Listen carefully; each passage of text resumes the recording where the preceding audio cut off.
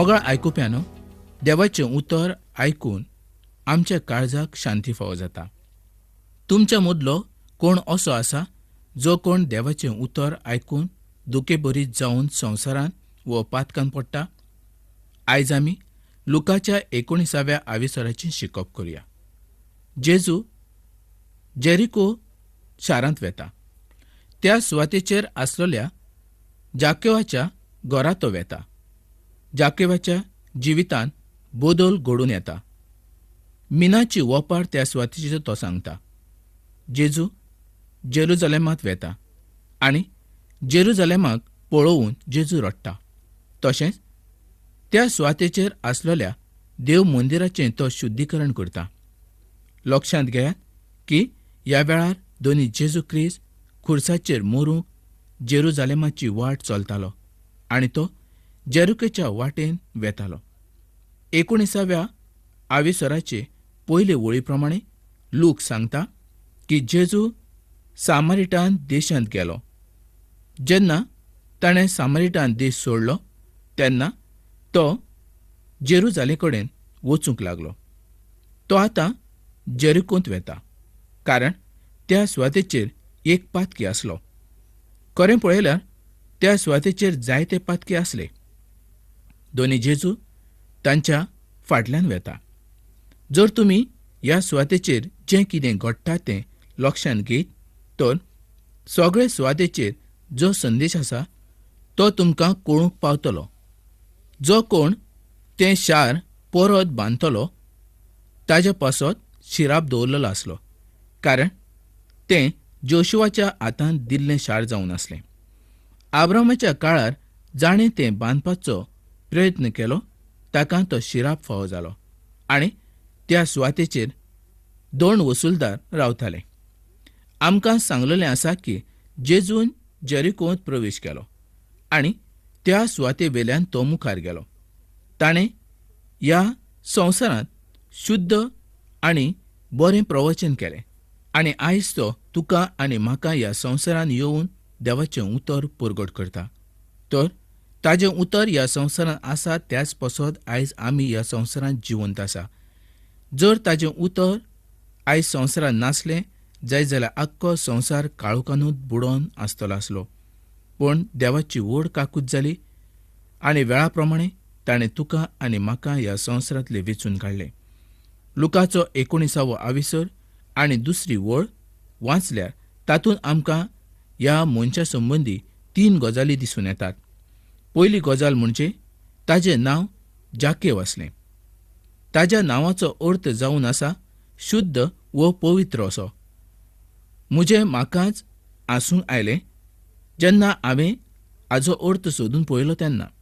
तो जल्मलो तेन्ना ताजे आवयन व बापायन ताका पळयलो, विचार केलो आनी ताजें नांव अशें दवरलें आसूं येत. आनी ताज्या नांवाचो वो फुडें अर्थ असो जातलो हें तांकांय खबर नासलें आसूं येत. पूण ताणें हें सगलें त्या वेळार केलें तें बरेंच केलें. तो 2 वसूलदार जावंक पावलो, पूण रोमाक जितलो तो कर दिवचो आसलो तितलो तो दिनासलो, तर तांकां तो चोरतालो. आनी ताणें खूब गिरेस्तकाय एकठांय केल्ली आसली. ताणें आपलो धर्म सोडलेलो आसलो. मंदिरांत ताणें वचूंक जाय आसलें त्या सुवातेचेर तो वचनासलो. तो देवाशी परत येवंक जाय आसलो, पूण तो येनासलो. आयज हो जो मनीस आसलो तो मनीस आमकां ह्या सुवातेचेर दिश्टी पडटा. जेन्ना जेजू त्या वाटेन वेतालो तेन्ना ताजें मन जालें की आपूण ताका पळोवचो. खरें म्हणजे जाकेव उंचेन एकदम ल्हान जावन आसलो. ताका झाडाचेर चडून आपूण दोनूय जेजूक पळयतालो. पूण त्या सुवातेचेर जायती गर्दी आसली आनी लोकूय सुबेज आसले. त्या पासत ताका बरीच अडचण जाली आनी जेजू हें सगलें पळयतालो. खरें म्हणजे जेजू खुर्सार मरूंक वेतालो, पूण वाटेर हें घडचें आसलें हेंय जेजू जाणा आसलो. कदाचीत त्या एकल्याच मनशाचे पासत जेजू त्या सुवातेचेर वेतालो अशें आसूंक शकता. 4 वळी प्रमाणे तो रुमडाच्या झाडाचेर चडलो. रुमडाच्या झाडाचेर चडप म्हणजे सोंपें न्हय.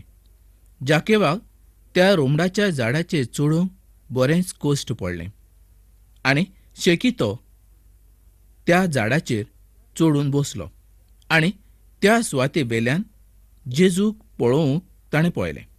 पूण जेजूक तो त्या सुवातेर आसा हें खबर आसलें. तो ताजेशी येवच्या पयलींच ताज्यो करण्यो जाणा आसलो, कारण तो देव जावन आसा. ताका आमचें सगलें भितरलें आनी भायलें खबर आसा आनी तो ताकाच सोदूंक त्या सुवातेचेर वेतालो. जेजून ताका पळयलो आनी सोकला देवंक सांगलें. तो रोकडो सोकला देंवलो.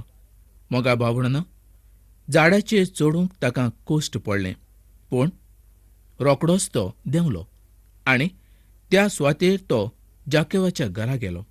हें पळोवन कांय लोक गुणगुणूंक लागले, जरी जाकेवाच्या बाराबर जेजू जेवलो तरी तो रातभर त्या सुवातेचेर रावूंक ना. ताणें दार बंद केलें. भायर लोक गुणगुणटाले. भितर कितें चलतालें हें कोणाकूच खबर नासलें. निमाणे सुवातेर दार उगडलें. जाकेव भायर आयलो. ताजे भितर कितें तरी घडून आयलोलें आसलें अशें दिसून येता. जाकेवान सगलें कबूल केल्लें आसलें. तो मोजेसाच्या सुमर्ती प्रमाणें सगळें करूंक तयार जाता. जेजू क्रिस्ताचे भितर आनी जाकेवाच्या भितर कितें उलोवप जालें हें आमकां खबर ना. कांय म्हत्वाच्या कारणाक लागून पवित्र आत्म्यान हें आमचे पासून गुपीत दवरलेलें आसूं येत. जेजू जेन्ना मनशा कडेन उलयलो तेन्ना तो 2 गजाली उलयलो आनी त्यो 2 गजाली म्हणजे मनशाची गरज आनी दुसरी ती गरज भागोवच्या पासत देवाची येवजण. जाकेवाक हें सांगची गरज नासली. ताणें आपूण जावन आपलें जिवीत त्या सुवातेचेर कबूल केल्लें आसलें. जाकेवाक खबर आसली की तो एक पातकी मनीस आसा म्हूण. मोगा भाव भयणानो, सगल्यांक दोनी आयज पळयता आनी सगल्यांच्या घरा तो येवंक पळयता. तांच्या सांगाता तो रावंक पळयता आनी आयज तांकां नवो मनीस तो करूंक पळयता. ह्या जाकेवान क्रिस्ता पासत निर्णय घेतलो आनी तो एक नवो मनीस जावंक पावलो. मोगा भाव भयणानो, ताणें जें कितें करूंक जाय आसलें तें ताणें करूंक वेळ लायलो ना. ताच्या मनांत जें कितें आसलें तें रोखडेंच ताणें करून काडलें. ताणें जांकां नागयल्ले आसले तांचें सगलें पोरूत दिता म्हूण सांगलें आनी जी आपली गिरेस्तकाय आसा ती आपली सगली गिरेस्तकाय आपूण सोडटा अशी ताजी येवजण जाली. मनशाचे गोवायके वेल्यान समजून येता की मनशाच्या जिवितांत बदल घडोवन आयला काय ना, तर ताच्या जिविता वेल्यान समजून येता की तो खरोच बदललेलो आसा म्हूण. जाकेवान जें उदाहरण घेतलां तें खूब म्हत्वाचें जावन आसा. जाकोबाची चीट 2 आविसोर आनी 18वी वळीन तो आमकां बरयता, घडयेक कोण म्हणत तुका भावार्थ आसा, पूण म्हजे कडेन कोडण्यो आसात. तूं कोडण्यांचो तुजो भावार्थ ताका दाखय आनी हांव कोडण्या वरवीं तुजो भावार्थ तुका दाखयतलो. जाकेवान आपलो विस्वास कोडण्यांनी दाखयलो. तो आपणाच्या विस्वासाच्या विशीं उलयता हेंच ताणें दाखोवन दिलें. आयज संवसार आयकोंक न्हय तर पळोवंक तयार आसा. जाचे कडेन संवसाराची नदर लागलेली आसा तो जाकेव जावन आसलो. दोनी जेजू क्रिस्त आयज सुद्दां तुमच्या शारांत तुमच्या गांवांत वेता. उपरांत ते कोणीय आसूं, ते आजुनूय ताका वळखना तांच्या सांगाता तो जेवंक पळयता. तो तुका आनी म्हाका पळयता. जेन्ना तुका आनी म्हाका ताणें वेंचून काडलो तेन्ना आमी खंय आसले? आमी तर पातकान बुडोन आसले. आमच्या जिवितांत कांयच बरेंपण नासलें. पूण योग्य वेळार ताणें आमचो उलो आयकलो आनी आमकां ताणें वेंचून काडलें. आयज तोच दोनी जेजू तुकाय वेंचून काडूंक पळयता. आयज तुज्या गांवांत येवंक पळयता, तुज्या घरा येवंक पळयता. तुज्या काळजाच्या देराचेर तो मारता. ताका जाय तुवें ताका आपल्या काळजान आपयल्लो. तुवें ताका आपल्या काळजाचो धनी करून घेतलेलो. मोगा भाव भयणानो, जेजून जेरुजालेमांत एकदांच न्हय तर जायते फावटी प्रवेश केल्लो आसलो.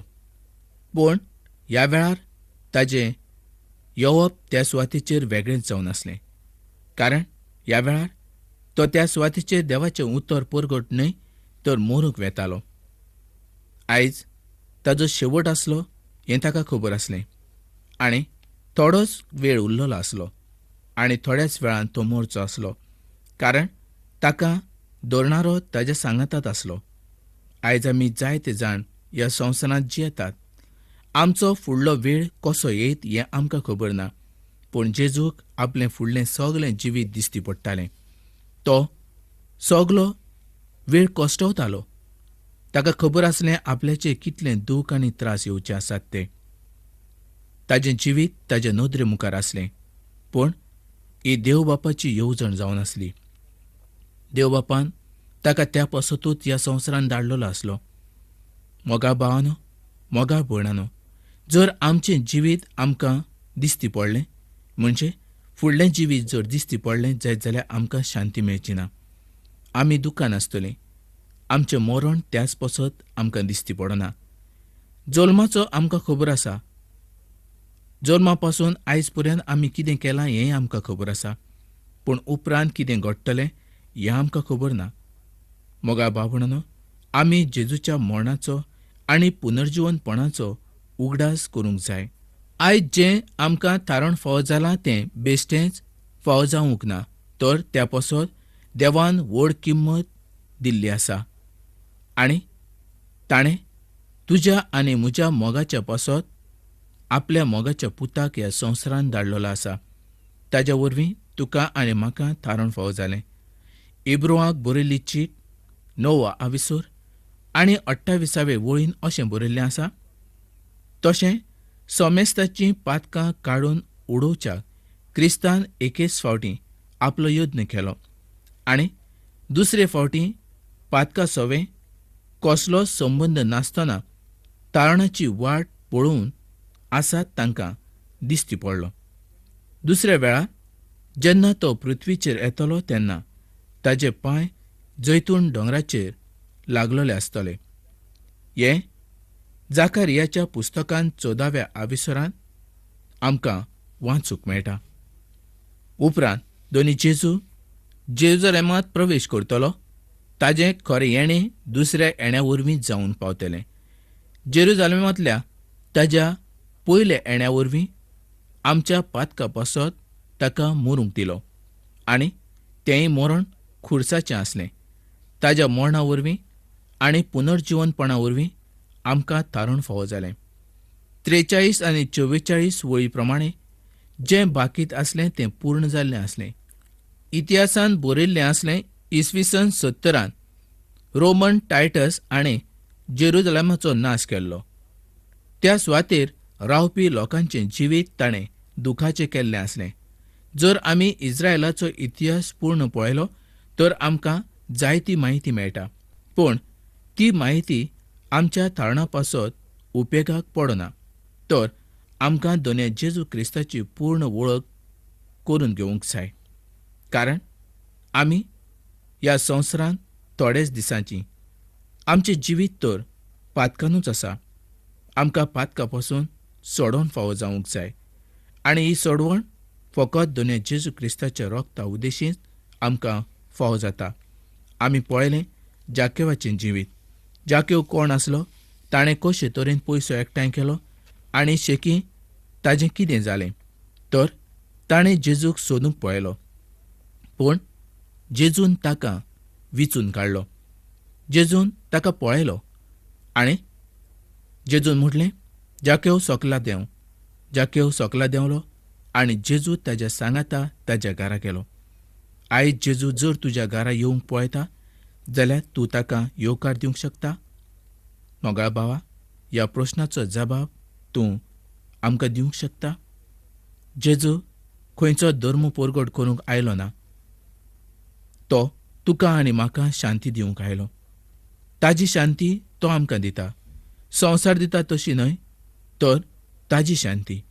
संवसारांत जें कितें आसा तें एक दीस नाश जातलें, पूण सर्गीच्या राज्यान जें कितें आसा तें केन्नाच नाश जावचें ना. देवाचें उतर सांगता, स्वर्ग आनी संवसार सोडतलो पूण म्हजीं उतरां केदींच सोडचीं नात. मोगा भावणां, पवित्र पुस्तक हें देवाचें उतर जावन आसा. तातूंत खंयचीच गोश्ट फोटकिरी ना.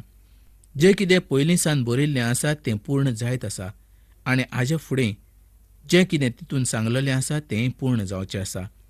आयज तुजो भावार्थ तूं वाडय, जावं तूं भावार्थी जावं तूं अनभावार्थी. जर आमचो भावार्थ दुनिया जेजू क्रिस्ताचेर ना जाल्यार आमचो कांयच उपेग ना.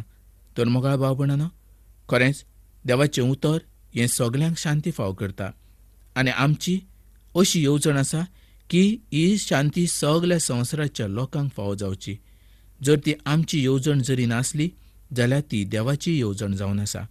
तर मोगाळ भाव भयणांनो, ही कार्यावळ तुमकां कशी लागली आनी ह्या कार्यावळी संबंदीत तुमचे कितें प्रस्न आसात, आयजूच तुमी आमकां कळयात.